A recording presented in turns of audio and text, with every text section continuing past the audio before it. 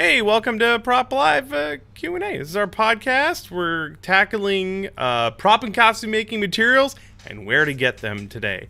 I've got a big old list of all the materials that we like to use around here in our prop making shop. And I'm going to just go through the whole list. We've got the Prop Tarts in the chat watching live over here on Twitch, twitch.tv/punishedprops. And if they have any questions, they'll leave them for me down in the chat so we can get as compelling a list of materials as possible.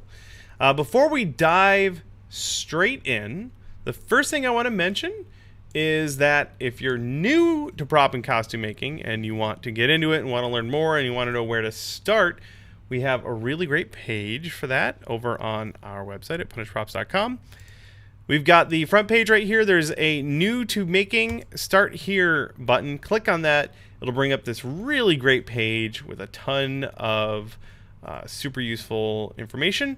The first thing is my ebook that's free, A Beginner's Guide to Making Mind-Blowing Props. You can just download that right there if you want it.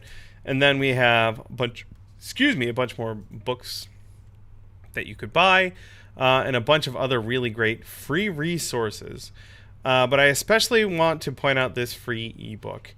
It's a wonderful place to start if you're just getting into this. It goes over some of the materials that I'm going to talk about today, some tools, and some techniques.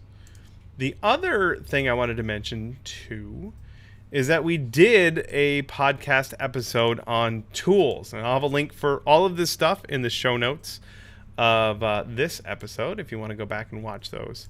But we did this episode a month ago. Looks like a month ago.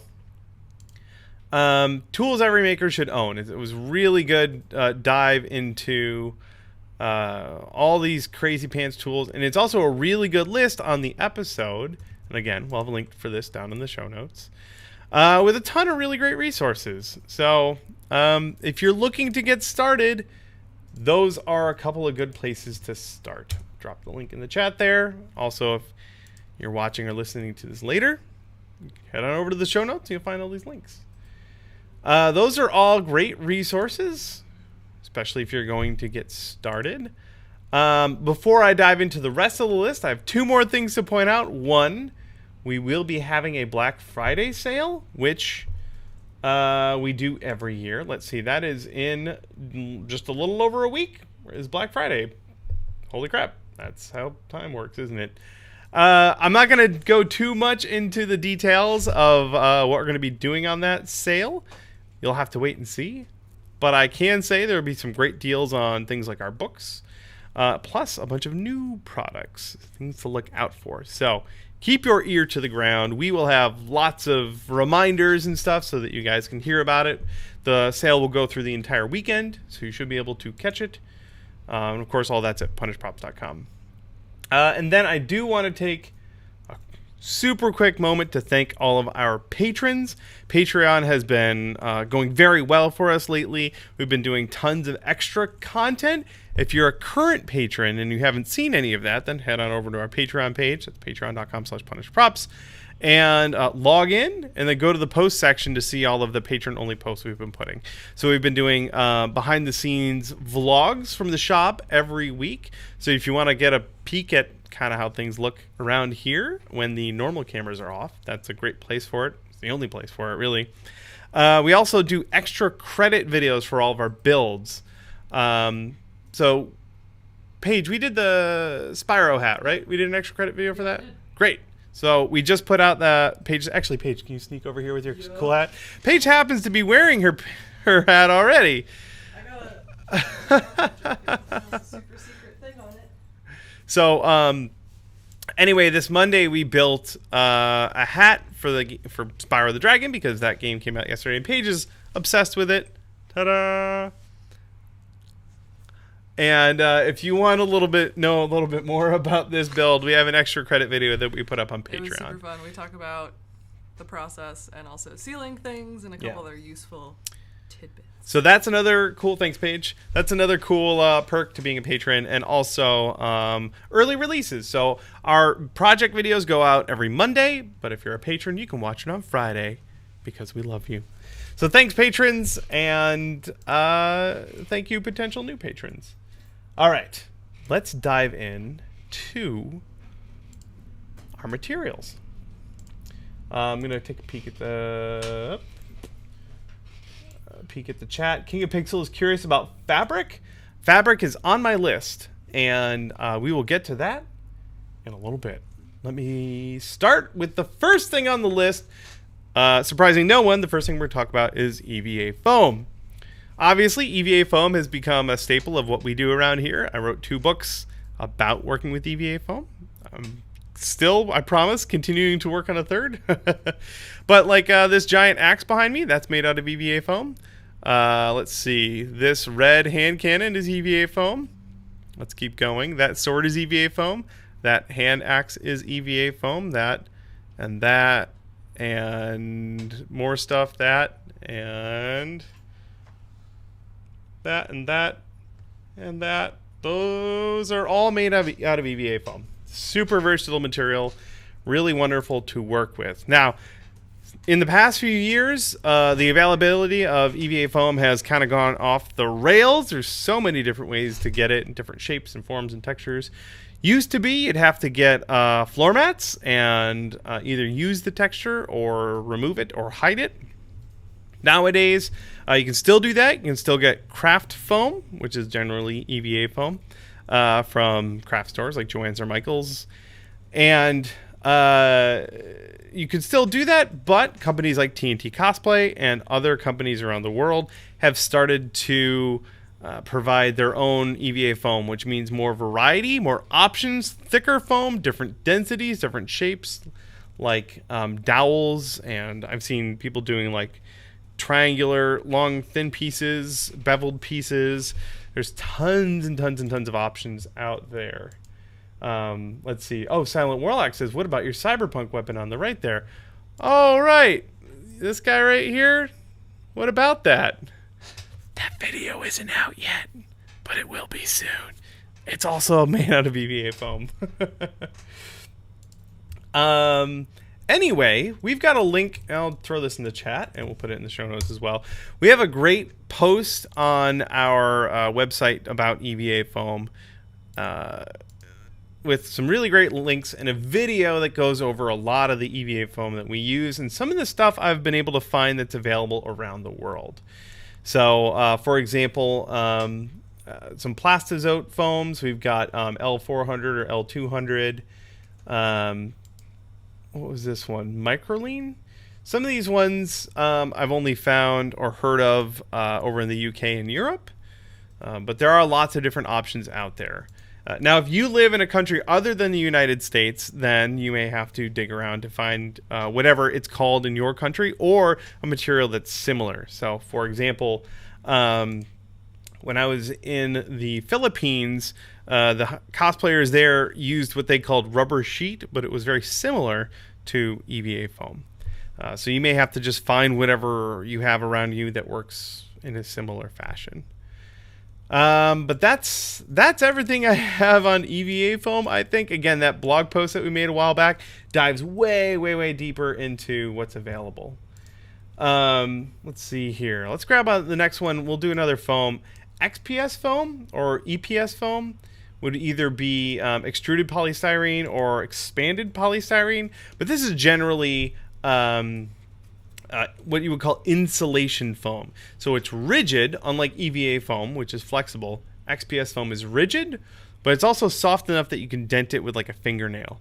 It is really great for bulking out large volumes of material. So if you're going to make a giant sword, you don't want it to be heavy, you could use something like XPS foam. I actually have, let's see, this right here. This is this is great having this prop wall behind me, by the way, so I can just point at all my examples.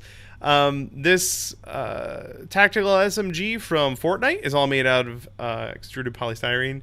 And then what else on here? Oh, this blue one here, my buddy Andrew from Andrew DFT from New Zealand made that. And he made it with whatever insulation foam they have in New Zealand. So I think it felt a little bit more dense than the insulation foam we have here, but functionally they act very similar.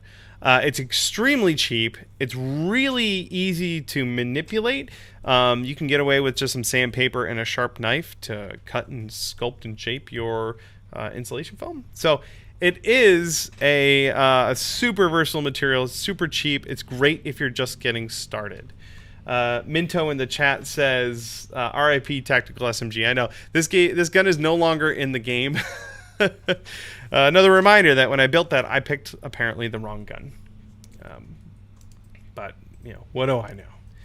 Anyway, those are the foams. When we talk about working with foam, I usually am talking about EVA foam or XPS foam, and they can be used for similar things, but they have strengths in various different areas. I usually keep a lot of both on hand. Insulation foam is great for lots of different things. Like I have a sheet I leave on the ground when I'm cutting apart large boards with a circular saw, because I can cut through that foam without the blade hitting the floor of my shop, which is really handy. So it's got a lot of utilitarian purposes. Ringleader Luna is asking about rubber, using rubber for props. Another cosplayer used rubber for his sword prop. The benefits of rubber is that it being flexible, it won't break if you drop it, and it won't hurt someone too badly if you hit them with it by accident, I presume. A lot of the benefits of working with rubber you get from working with EVA foam. I will say that it's hard to glue rubber onto things, so unless you're going to cast rubber out of a mold, it's probably easier to just go with EVA foam. Casting rubber is a whole other can of worms that we may get into someday. I haven't done a ton of it. Andrew's got a question about contact cement, and we're going to have a whole thing about that, but I will make a note when I get to it. Barge versus DAP. So I'll get to that in just a little bit. Moving on from our foams. Hey, Avateer Workshops here. Thanks, buddy. Anyway, the next thing we have is silicone resin and silicone rubber and urethane resin, the 1-2 punch. Make your mold out of silicone, make your castings out of urethane resin. I get pretty much all of that stuff from Smooth On. Again, whatever you have in the country where you live is what you're going to have to go with. Here in the States, you can order from Smooth On's website or the Reynolds website, and they'll ship it wherever. They probably ship to Canada. I don't know. You can go check on their website. But one of the coolest things that I like from their website, if I can find this, is they have a really great page. And again, I'll have a link in the show notes. This page shows all of their international distributors all around the world. So if you want to except for apparently in China. But if I'm in Australia, I can click on that and I can find the apparently 2 distributors in New Zealand. So if you're in Sydney, you're in luck. Or if you're in Adelaide, whatever this is. Yeah, Adelaide. There's a distributor there. So just an example. If you're looking for silicones and resins, you can go to Smooth On's website to find where you can find their products wherever you live, or hopefully close to where you live. There may be other companies specific to your country that can help you out. But that I go with Smooth On. Now, we're lucky they just put a Smooth On store, or a Reynolds Advanced Materials store in Seattle. So we can just drive there, which is magical. It wasn't like that for a long time. Most of the time I would just order stuff from the Smooth On website. But here's the thing. Stuff ordered from the Smooth On website shipped from Pennsylvania. So to go to Seattle took a while. I learned that if I ordered it from the Reynolds website, it would ship from Burbank, California, which takes less time. So your results may vary, but you can order the same products from either Smooth On or Reynolds. I will have a link to this distributor page in the show notes, but I'll also drop it in the chat for you. There you go, guys.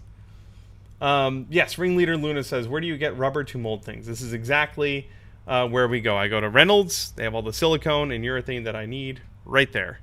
It's pretty fantastic. All right. The other thing I want to point out too is if you ever have questions about a specific material that you need, like a specific resin or a specific silicone, Smooth On is awesome about handling customer service stuff like that. So if you tweet at them or get a hold of them on social media or give them a call, they would be happy to help you pick out the right material for your project.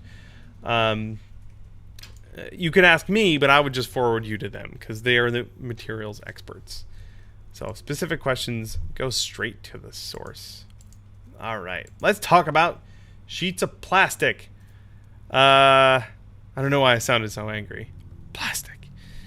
So this is like acrylic plastic or styrene or PETG or PVC foam, also known as Sintra. Sintra is a brand. They sell, it's a plastic sheet. It's made out of PVC. But it had a foam or a foaming agent put in it, so it's lighter weight. It's got tiny bubbles in it. We use that for like making armor, lots of other stuff. But it's a rigid plastic. All of these I get locally from a Tap Plastics. We have a couple of good Tap Plastics stores around the Seattle area. The one in Bellevue, I used to live near there, so I made friends with them, and I've been shopping there for like 10 years. That's awesome. There's also one in Seattle. I think there's one in Linwood. But you might have a plastic supplier near you and not even know it. Look for places that make custom signage. So sign making shops should have lots of plastic. You can even just go to the hardware store and get like those for sale signs. Those are thin styrene plastic. So if you just need sheets of styrene for kind of cheap, and you don't care that it says for sale on it, you can just buy it from your hardware store. Acrylic is similar. PETG, I get those in large sheets just from Tap Plastics. There's also a Calsac Plastics in Seattle, which especially if I need lots, like giant sheets of stuff, I'll go there. But one of the things I like about Tap Plastics, and you may find this same case with your local shop, is they have a bin full of offcuts. So a store like that would really prefer to sell just large sheets of plastic, right? They get a big inventory, they mark it up a little bit, and then they sell it a big sheet at a time. But sometimes people come in and they want a specific shape or size, so they cut it down, they send them off, but they have these offcuts, smaller pieces that they can't really sell for the regular price because they're just little pieces. So they'll cut them down into like 1 foot square pieces, and they put them in an offcut bin and they sell it by weight. And I've often found too, if you go in there and you buy a bunch of other stuff and just grab a couple of offcuts, they usually just throw that in for free. It's almost like they're just giving away their garbage. So a lot of the sheet plastic materials that I have in the shop over there are all offcuts that I got either for really cheap or for free, which is awesome if you're working on anything that's smaller than a foot squared, which many of the things I work on are. What else? We use PETG for making visors. So when we made the visors for Adam Savage's spacesuit, we went and got a giant 4 foot by 8 foot sheet of PETG, cut it into smaller pieces for our vacuum former, and I believe I got that full sheet from Calsac Plastics. Paige is adding notes. 3D printing filament. Is that what we're talking about next? Someone was asking about it. Okay. I get all of my 3D printing filament from Joel, the 3D printing nerd. He just gives me whatever he has extra. All joking aside, there are a lot of good options on Amazon. I personally get mine from Matter Hackers. There you go. Good link in the chat there from Paige. Matter Hackers are awesome, and similar to Smooth On, if you have questions about materials or machines or filaments, give them a call, tweet at them. They would be more than happy to help you out. Make sure you get exactly the thing you need for the project you're working on. Otherwise, just make sure you're getting filament that's the right size for your machine and the right type of filament for what you're trying to accomplish. I mostly go with ABS plastic because my Ultimaker is set up to run ABS perfectly. So I don't mess around. I just get the Matter Hackers Pro ABS because it's rock solid. It's really awesome. And I usually just roll with that. I also have a roll of purple ABS that Joel gave me, and I don't know where it came from. Is it aggressive? It's fairly aggressive. I saw a pickup truck yesterday that was aggressively purple. For those of you who don't know what I'm talking about, we did a video with Joel over on Evan and Caitlin's channel. In fact, if Paige can find a link to that and drop it in the chat, it'd be amazing. And he wanted to paint something purple, but he specifically said it needed to be aggressively purple. So there you go. 3D printing filament. I defer to the better knowledge from the folks over at Matter Hackers. Yeah. Let's move on to the next one. I got a lot more materials to chew through and not enough time. Fortunately, I have a lot more coffee. I talked about Sintra or PVC foam. PVC pipes are also very useful, and I just get those from the hardware store. I don't know if in other countries PVC pipe is as ubiquitous as it is here in the United States. But you can wander into any hardware store and have just a crazy range of PVC pipes and a bunch of different sizes and shapes. I do recommend test fitting all of your couplings and elbow joints and whatever you're using. Test fit it in the store. Make sure everything fits together before you buy it all. And it's really cheap, so it doesn't hurt to buy a few extra couplers or whatever specific hardware things you might need. And I always have a couple of different diameters of PVC pipe just kind of laying around in the shop. Again, it's crazy cheap. It doesn't hurt to always have a little bit extra on hand. All right, let's see. Looking for questions in the chat. All right, we're doing okay. Let's talk about the next material, which is leather. So you can totally use faux leather or a vinyl for a lot of what you need to accomplish with a costume or for a prop. But I think it's really great to have some leather on hand if you're wrapping the handle of a prop, like a sword or a dagger. Just have some leather on hand to add that nice, authentic touch to something. And I get leather from a local leatherworking store here in Seattle called McPherson's Leather. They're really fantastic. They have an amazing selection. Similar to the plastic store, they have a scrap bin where you can just buy leather by weight. Even if you're going in there to get a full hide for like a saddle or something crazy that you're making, it's worth going through the scrap bin and grabbing a couple of extra just things to have on hand that you can cut into strips, again, for wrapping around the handle. Always worth having more leather on hand than you think you need. We have a big old pile in there. Bunch of different colors, bunch of different types of leather, textures, and weights. McPherson's is a local Seattle branch or a Seattle store, but Tandy Leather is a national chain. We also have a Tandy in Seattle, although I've never been there, just because if I drive north, the first one I run into is McPherson, so I just go there, and then Tandy is even further. I believe it's up in the U District. Tandy will have lots of awesome, amazing stuff, too. I love going there for, even if it's not just for leather. Well, first of all, it smells incredible in there. It's just wonderful.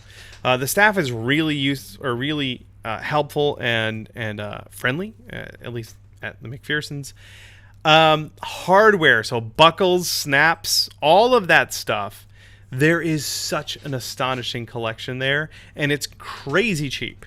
So even just like a plastic snap buckle, you buy at Joann's for like $12. It's going to be like $1.50 at the leatherworking store.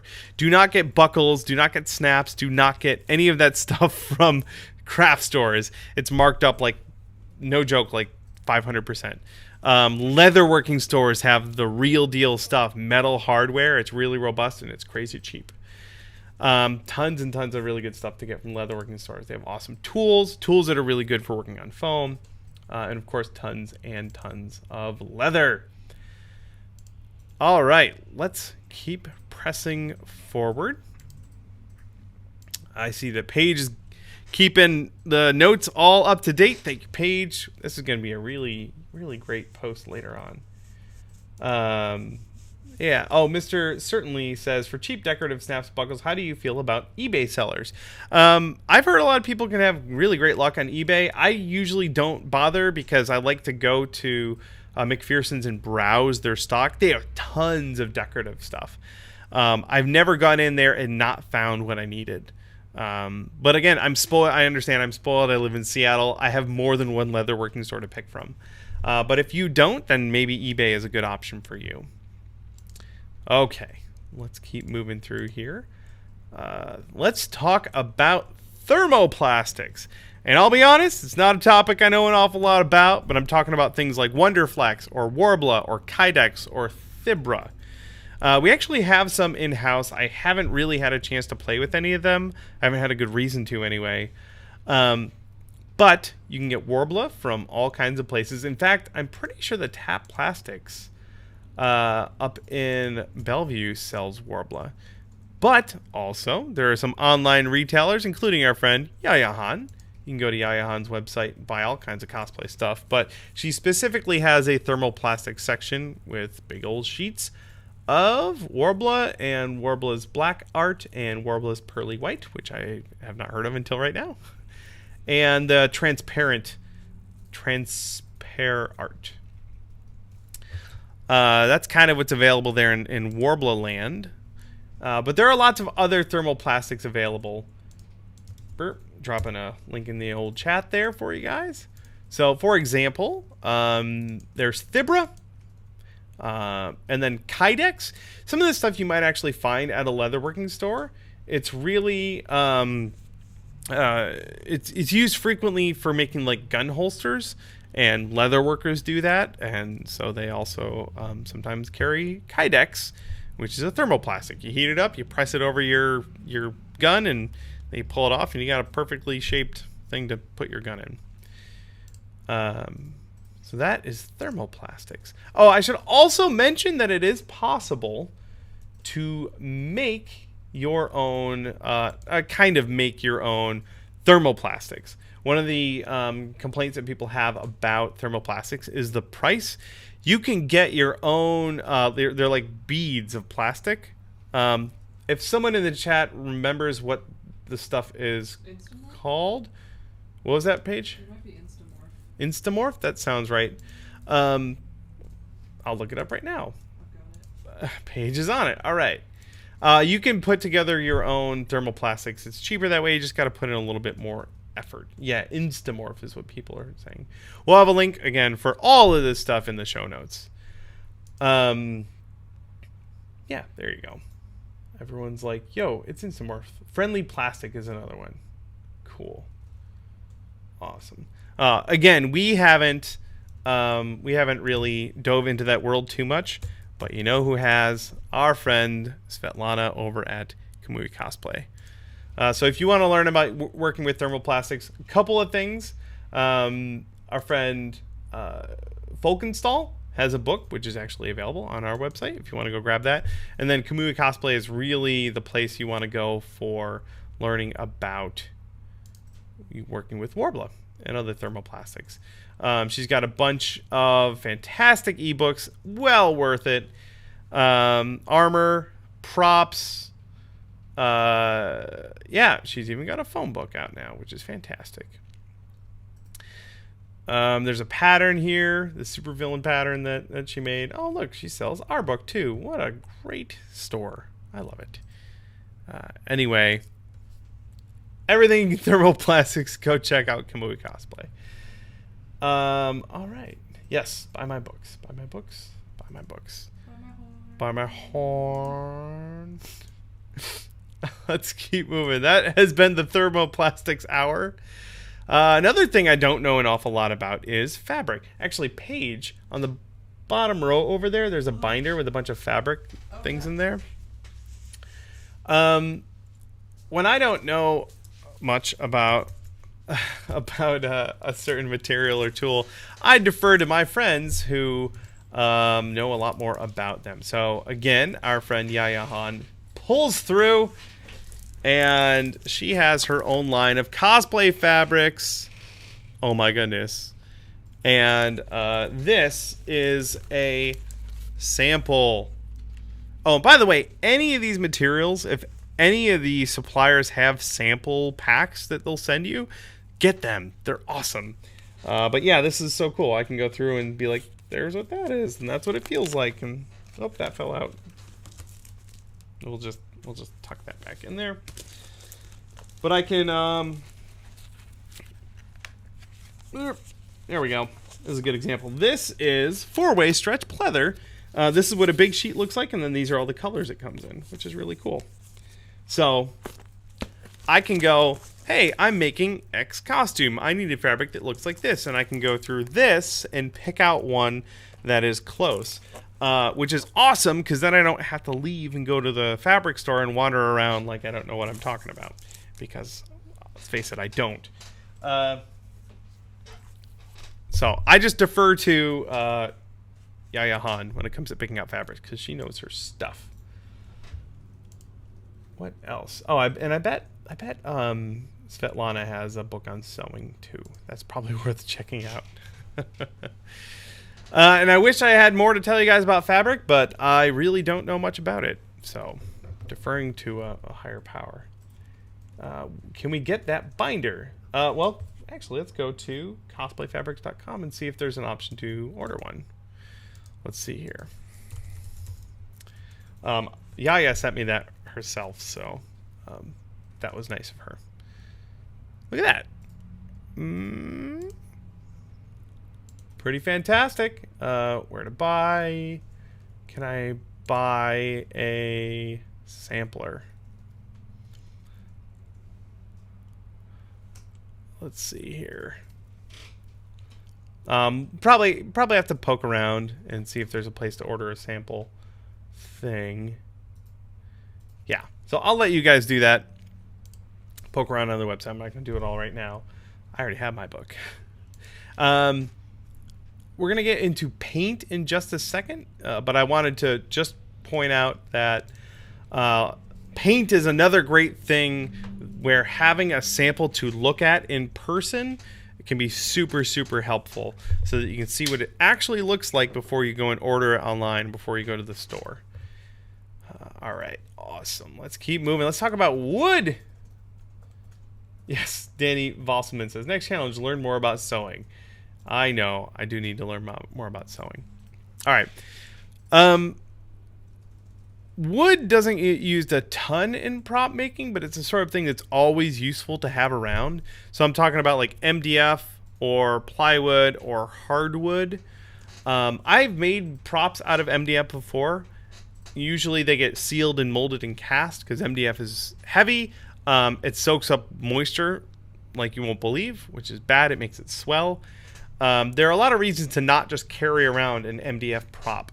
Mostly they're just crazy heavy, but it still can be used to great effect when you're making your props. It's fairly cheap.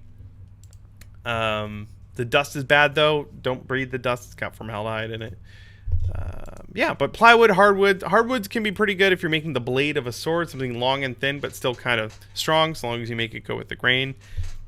Again, we just keep small piles of this stuff around in the shop just because it's so useful. Maybe for building a jig to hold a prop that you're working on. All sorts of useful uses for wood.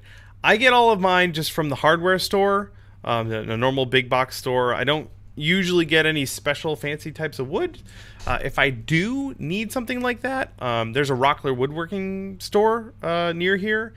And like if I want to have really cool wooden grips on something and I want to actually use that hardwood and have it look like hardwood. But I honestly have not done very much of that at all. I mostly just use wood for utilitarian purposes, for making shelves and jigs and stuff like that. And I just get all that stuff from the hardware store. All right, moving on. Let's talk about glue. Glue, boy, I could have a whole episode on glue. Specifically, though, someone was asking about using barge contact cement versus DAP weldwood. So they are both contact adhesives. You brush glue on one side, you brush glue on the other side, you wait for 5 minutes, and then you stick them together. Barge is kind of known to be the standard. There are other contact adhesives. There's one called Drop that I've used, is very good. In the UK, I used Alpha Thixofix. That's what our friends Artifix uses over there. There are a lot of different contact adhesives out there. Here in the States, Barge you can usually order from Amazon. That's how I get mine. But leatherworking stores sell it too. So Tandy or McPherson's probably has Barge. It's usually used for like fixing shoes or gluing leather together. The DAP Weldwood is similar. It's just generally not as good as the Barge that we use.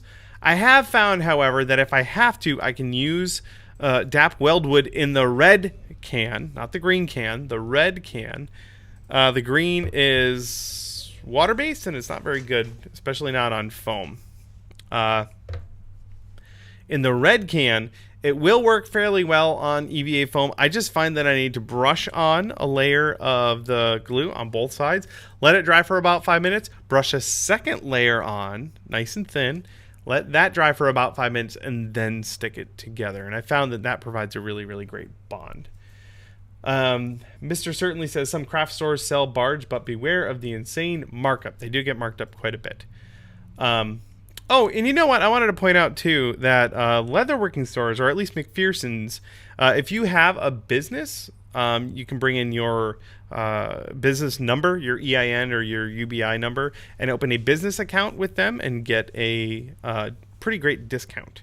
That's also where we get our Angelus leatherworking paints. So, and it's something like a $6 bottle of paint I can get for like $4. It's a pretty good discount. So if you have a business and you have your credentials, then you can also get a pretty good discount. Other adhesives. So contact cement we use a lot. I also use hot glue and super glue and wood glue and 5-minute epoxy. Most of that stuff you can just get from the hardware store.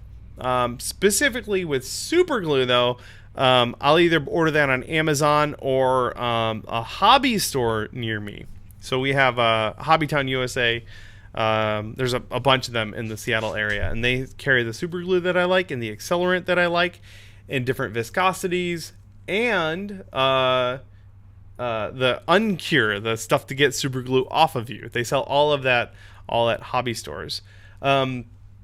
If you haven't wandered into a hobby store lately, I recommend it. There's a ton of great tools and materials and glues and stuff and paints that they have there.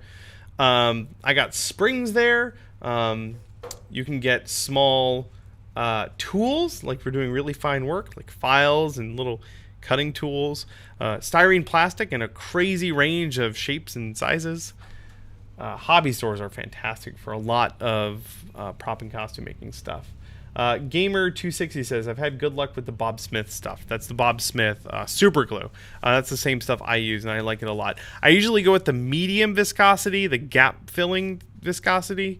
I do have one that's more of a gel. I don't use it that often, but it's kind of nice to have that gel as an option every once in a while. And then I also have the really thin stuff for when you need it to really kind of flow. So I have all the super glues for every single occasion. Other adhesives, like I said, hot glue, wood glue, 5-minute epoxy is really great to have on hand. All available from the hardware store or, of course, on Amazon.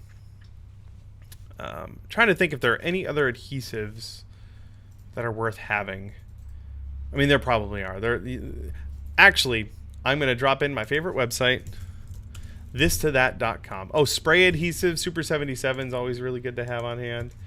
Thistothat.com, I'll give you, I know everyone who's seen this already is probably sick of me talking about it, but you can say, I want to attach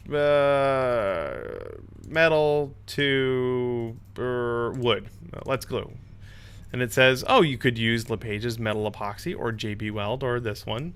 If you're gluing small pieces of metal to wood or small pieces of wood to metal. If you have a large amount of surface area, they recommend this other stuff. So it's not just giving you recommendations, it's giving you recommendations based on circumstance, which is crazy useful. Anyway, thistothat.com. If you're looking for advice on glues. Corium9 says, have you ever used PDR in your hot glue guns? I don't know what PDR is. I know what PBR is, but not PDR. Let's see. Ches Roz says, in Canada, barge is impossible to find. When you can, it has different ingredients. I've actually had friends of mine from north of the wall order barge, have it mailed to my house, and then pick it up when they're in town, and then drive back up into Canada with it. I'm not going to say who those friends are, lest the Mounties go after them. Let's see here. And Corium9 is also curious about the mixing needles you can attach to epoxy syringes.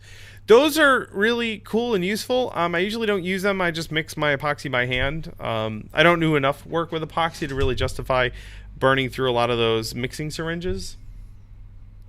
Mick certainly says, aside from Seattle, where are good cities or regions for getting supplies in person? Probably, well, LA for sure. Atlanta for sure. Probably New York City. These are all places I've been to. There are probably other ones that I haven't been to, but I wouldn't know. So, but those areas for sure. All right. I think we've beaten our adhesives to death. Let's move on to the next one. We only have a couple more things. Let's see here. Twin Finney DIY says leather shops in Oregon. Perhaps. Oh, there we go. Paige, who used to live in Portland, says Oregon Leather Company. Very good. Fantastic. Thank you, Paige. Let's talk about paint after I take a sip of my delicious coffee. So, paints are, again, we can have a whole episode just on paint, but I'm going to cover the basics. If you're doing a lot of stuff with spray paint or like Plasti Dip or anything like that, your hardware store has got you covered, right? Now, I will recommend going to more than one hardware store because like Lowe's has their brands that they carry and Home Depot has their brands that they carry, and they're different. And the mixture of what's in those cans may vary state by state. I know that Krylon, which I like, Krylon Fusion specifically, up here in Washington, I've heard that they use a different formula, better formula than in California. Apparently the formula is different in California to comply with their environmental rules, and it's not as good. That's what I've heard anyway. So I recommend trying different brands, depending on where you live, and see what you like the best. The most important thing to do is to read the can. Whatever spray paint you buy, read the can. It will tell you everything you need to do to prepare for painting, and then also what your drying times and recoating times. So it may say recoat before 1 hour after the last layer or after 24 hours. There's a window where you should not touch it. You should not spray more paint on it.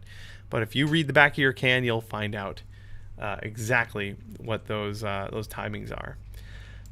So that's spray paint. We do a lot of work with model paints. So Tamiya model paints, or we have airbrush paints like Createx. What was the other? I can't think of other. Golden paints. Some of those you can get from art stores. So I got golden paints I got from an Aaron Brothers art store, which is now unfortunately out of business. But when they were going out of business, I got a great deal on all those golden paints. Most of those things I get from hobby stores or on Amazon or from their own website. So Createx has just a ton of different crazy options, usually designed for airbrush. So the airbrush colors are where I start if I'm going to get some of these guys here. They have transparent, opaque, pearlized. They have and then adhesives and stuff. But if you just want normal stuff, the opaque and opaque and fluorescent colors. So opaque means it's going to cover really well, and it's just blue. So these are specifically designed for an airbrush, and they're really great. I've actually found I can't remember what the name of the store was, but there was an art store in Seattle that carried a lot of Createx stuff. But usually I just order this stuff from Amazon. It seems to be the easiest way to do it. What else? I wanted to cover There you will also find specialty paints. If you dip your toe into the world of automotive painting, that's a whole other thing. But just know that you may have to wander into some other niches to get some of the really cool best effects from your paints. I haven't done much with automotive or catalyzed paints, but I have done a bunch with things like specialty lacquers, like metallizer lacquers that tested testers cells, or you've probably heard me talk about all-clad paints.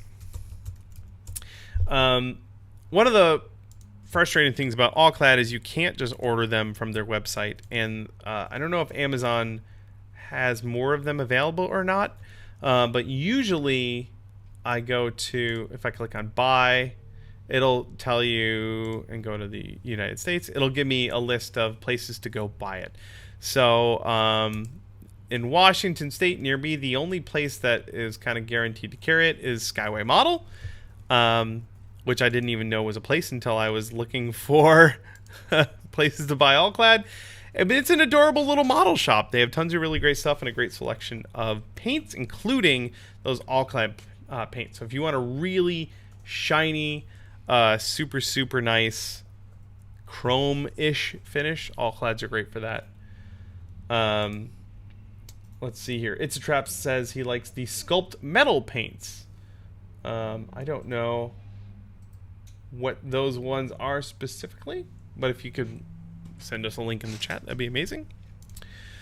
But a lot of the stuff we do is Tamiya's, just from the hobby store, or we do a lot of stuff with Angela's leather paint, which I get from the leatherworking store. Actually, I took a photo of all my paints. Let me just double check and make sure that I covered all of them. We have, I don't know if this will come through on the camera, but I will try. I have, yeah, that kind of works. Those are all of my paints, and I've split them up basically by brand. There we go. In their own bins. So I've got, my Liquitex heavy body paints. Usually I get those from the art store or Michael's or Joann's or on Amazon. We have some fabric paints. We have just basic acrylics. Yeah, I think I covered everything. A lot of this stuff is available just on Amazon too, and we'll try and have links to as many things as possible in the show notes. Let's see. Silent Warlock says, do you prefer spray paints or airbrushes? I prefer airbrush. Just a greater degree of control, greater degree of color options and types of paints you can use. When you buy a can of spray paint, most of that is the accelerant to blast it out of there. You're not actually getting a lot of volume of paint for the price, so it's not the most economic way, but it is convenient. Just know that when you're buying spray paint, you're paying for convenience, not necessarily paying for paint. It's a Trap was talking about Sculpt Nouveau coatings. Yes, Sculpt Nouveau is fantastic. They have their own metal coating paints that they use in conjunction with their oxidizers to get really great, realistic, and real rusty and patina finishes. Those are awesome. Again, we can have a whole episode just on paint. All right. Just a couple more things. I'm glad you guys are sticking around while I ramble on and on here. Vex Effect says Rub and Buff is also basically a paint. Yeah, Rub and Buff is amazing. It's a wax metallic paint, and I usually get that from like art stores. So Joann's or Michael's or any other craft stores should have them. They might actually be in the framing section. People use them to make picture frames look fancy. Lots and lots of options. Okay, let's talk about metal. We don't do a lot with metal, obviously, but there are, things that come up, like making a vacuum form table. You may need some metal. The hardware stores around here have like a metal section with different like rods and tubes and bar stock and all kinds of stuff. Now, this isn't the most cost-effective method. There's quite a markup on that sort of stuff, but it is super convenient to just go to the hardware store and basically get everything you need. But you aren't going to have as many options as there are out there. So you may not be able to get something in the thickness that you want, or the length that you want, or the width that you want, or the shape that you want. So if you are having trouble finding metal that you want for your specific project, then you can go with an online store, or you can look for a specialty metal supplier near you. Now, again, I live in Seattle, and there are several of those near the greater Seattle area. Just know that if you're buying stuff there, sometimes they have a lower limit on how much you have to spend. A lot of those places are used to dealing in large volumes. So, for example, I went to a place nearby that I found I could go, they had a scrap bin, and you can go and pick out scrap, but you had to spend at least like $35. So I left with way more metal than I thought I needed. I was making something this big, and I ended up with all kinds of aluminum. I think that was for my Han Solo belt buckle. But there are online options. Like I said, I think it's onlinemetals.com, I believe, is the store. Let me double check before I send you there. And yeah, that's it. So this, I'm not affiliated with this website. I just found it, and it's really great. Online Metals, I want aluminum tube. You can order it based on the type of aluminum you want. All kinds of really great options here. Yeah, and you can buy it from there. It's really, really handy. These guys happen to be in the Seattle area, which is awesome, because if I order it from their website, it'll get to my house in like a day, which is really great, but they ship everywhere. You may have a metal supplier near you, so it's worth shopping around and looking around in case you need that sort of thing. All right, I have a couple more miscellaneous things to mop up, but that's just about it. If you guys have any questions, please drop them in the chat. I'll answer them to the best of my ability. One of the other materials is latex rubber. We used to get Poly Latex 60 from Polytech, although they've discontinued it, so we're going to have to figure out an alternative. That's another case where you're going to have to see what's available near you. Another alternative to latex would be Creature Cast, which is a neoprene, and that's just from Creature Cast website, which comes out of Portland, Oregon. Although I don't know if it ships out of Portland, it may not. But Mark, the guy that runs the site, is in Portland. Yeah, Pacific Northwest. Another one, I can't remember. Someone was asking about this like a week or two ago. Chainmail. Now, you can totally make your own chainmail. You can get a metal wire, run it around a rod to make like a spring, and then cut it and get little loops and then make your own chainmail. But that's an awful lot of work, and you can just buy pre-made rings. So it depends on if you want to spend your time doing that or just pay a premium to have them made. What's the website? Ringlord. TheRinglord.org. Is this it? I think that's where yeah, this looks about right. In the past, I know we've purchased rings from these guys. You can purchase like little scales and wacky colored scales and wacky colored rings. There's all kinds of bonkers stuff. You can get kits. There's so many things available now. Jewelry, supplies, projects, and kits, which is pretty cool. You can probably get section. Yeah, this is a 4-in-1 kit. You can get sections of pre-made bits of chainmail. That should save you a ton of time. Or you can just get the already made rings. Let's see here if we got a rings based on the material. And I know a lot of people will say, oh, chainmail should be steel, right? Because that's what chainmail was made out of when it was useful. I would suggest that you get aluminum. You can get aluminum anodized, so if you need it to be a specific color, you can do that. It's cost effective. It's lightweight, which, believe it or not, when you're wearing that thing around all day at a convention, you're going to thank me for recommending you get aluminum instead of steel, because it's going to be drastically lighter. It's also softer than steel, so it's a lot easier to work with. So unless there's a really good reason why you want to use actual steel for the rings in your chainmail, I recommend getting getting yourself some aluminum ones. Let's see here.